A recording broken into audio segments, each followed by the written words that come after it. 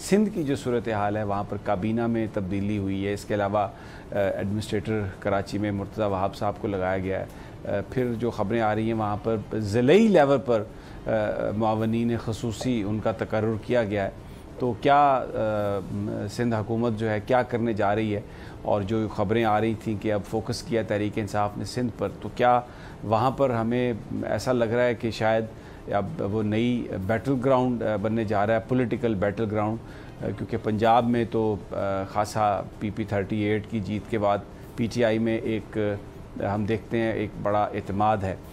इसके अलावा आज एक बड़ा अहम इजलास हुआ जिसमें वो स्ट्रेटजिक इजलास था वज़ीर-ए-आज़म साहब की सदारत में। वहाँ पर एक कमेटी बनाई गई जिसको बॉर्डर मैनेजमेंट कमेटी कहा गया है। 5 उसमें वज़ीर हैं, शेख रशीद साहब भी हैं, वज़ीर इत्तलात व नशरियात भी हैं, वज़ीर ख़ारजा भी हैं, शेरी मज़ारी साहबा भी हैं।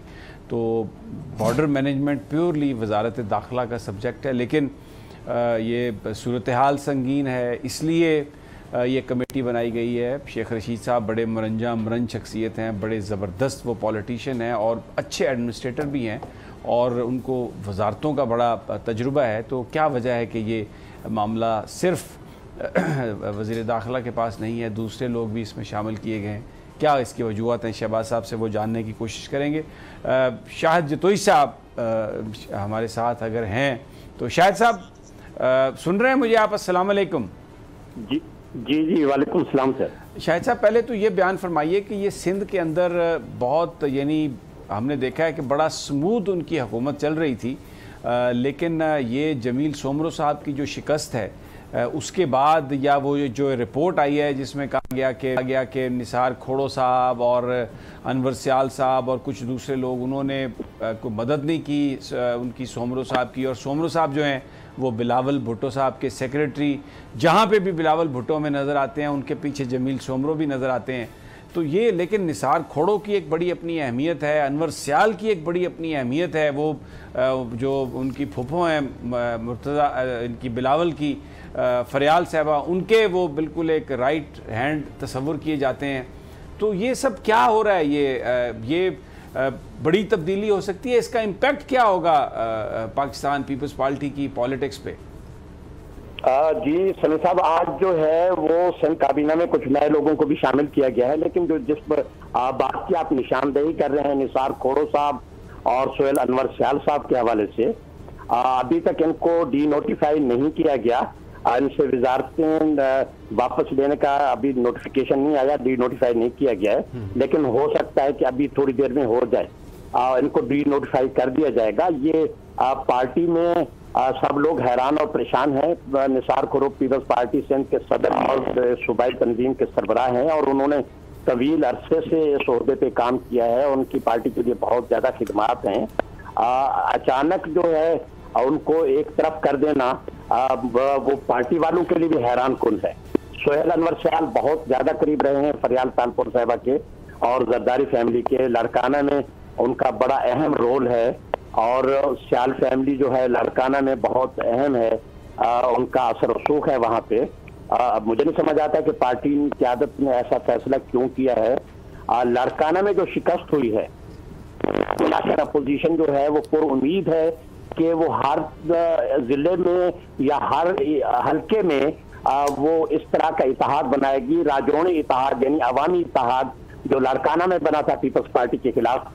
लड़काना में इजलास भी हुआ था पिछले दिनों, डॉक्टर सफ्तर अब्बासी ने उस इजलास के बाद उन्होंने फैसला किया था कि हर हल्के में इसी तरह का इत्तेहाद बनाया जाएगा। उस अच्छा, मैं जतोई साहब सतह पर जो है वो जमा किया जाएगा। मेरे ख्याल में एक बड़ा चैलेंज है पीपल्स पार्टी के लिए, जतोई साहब, और लोगों के पास कोई दूसरा रास्ता नहीं है सिवाय इसके, या तो पीपल्स पार्टी में जाए या पीपल्स पार्टी का फिर मुकाबला करें। सिंध में ऐसी ही सूरत हाल है।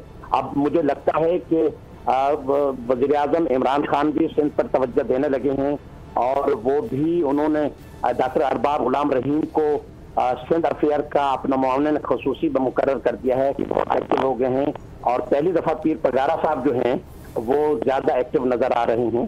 तो चैलेंजेस तो हैं। अभी बल्दियाती इंतखाबात के लिए प्रेशर है सिंध हुकूमत पे, इलेक्शन कमीशन भी बार बार उनको खत लिख रहा है कि जी हमें तारीख दी जाए, बल्दियाती इंतखाबात बहरहाल इनको कराने पड़ेंगे, इसके लिए भी बहुत प्रेशर है। आज जो सिंध काबीना में जिन लोगों को शामिल किया गया, हमने देखा है कि इन्होंने बदीन, ठट्ठा, थरपारकर के लोगों को एडजस्ट किया है। इधर दादू और ताकि जो वहां के 62 लोग हैं, जिसे जो लोग नाराज थे या पार्टी से जो लोग शिकवा करते थे कि उन्हें पार्टी ने कुछ नहीं दिया, उन सबको ये एडजस्ट कर रहे हैं। मुआविनीन खसूसी भी लगा रहे हैं, कोऑर्डिनेटर्स भी लगा रहे हैं, ताकि वहां के 62 लोगों को एडजस्ट किया जा सके। और ये जो चैलेंज है जो है बल्दियाती इंतखाबात में या आइंदा आम इंतखाबात में, उसको काउंटर करने के लिए। लेकिन निसार खोड़ो और सोहेल अनवर शाह वाला जो मामला है, इस पे देखते हैं कि उनका अपना रद्द-ए-अमल क्या आता है और पार्टी की तरफ से क्या रद्द-ए-अमल आता है। ठीक है।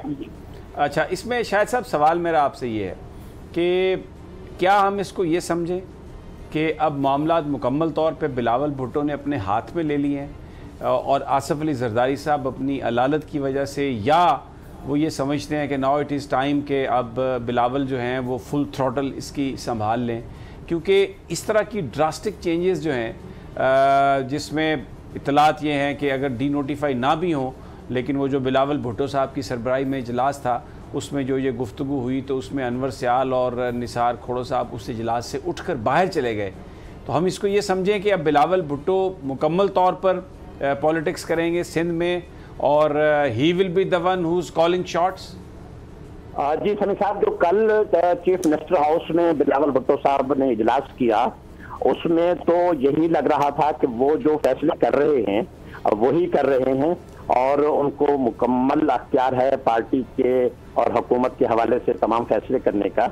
और जिस एतमाद से, जिस उससे वो फैसले कर रहे थे और लोगों को बता रहे थे, लोगों से गुस्से भी हो रहे थे, लोगों पे बरहमी का भी इज़हार कर रहे थे और लोगों के इंटरव्यूज भी कर रहे थे। और लोग ये भी कह रहे थे कि मुझे गवर्नेंस चाहिए, मुझे इस तरह की परफॉर्मेंस चाहिए लोगों की।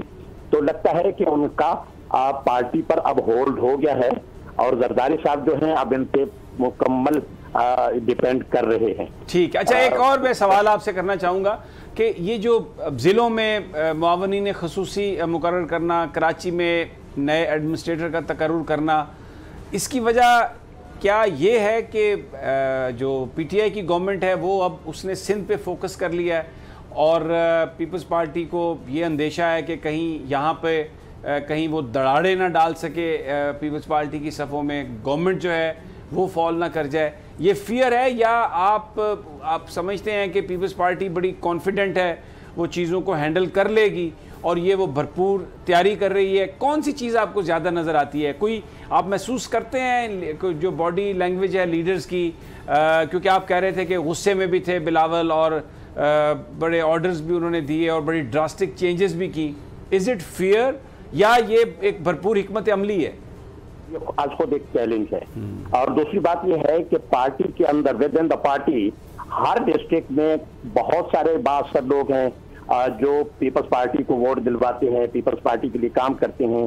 पार्टी के अंदर भी उनकी शिकायत थी कि हमें कुछ नहीं मिला, उनको भी उन्होंने एडजस्ट किया है ताकि ये जो हर हल्के में या हर जिले में जो रिफ्ट पैदा हो रही है उसको किसी तरह कम किया जाए और लोगों को वहां एडजस्ट किया जाए। गाड़ियां मिल जाएंगी, थोड़ा अख्तियार मिल जाएगा, थोड़ा ओहदे मिल जाएंगे, उनके कहने पे कुछ काम होने लग जाएंगे, तो थोड़ा लोगों को सेटिस्फेक्शन होगी। जो लोग दूसरी तरफ देख रहे थे, पार्टी के अंदर के लोग, उनको जो है उन्होंने दोबारा से कोशिश की है कि वो राजी किया जाए और खुश किया जाए।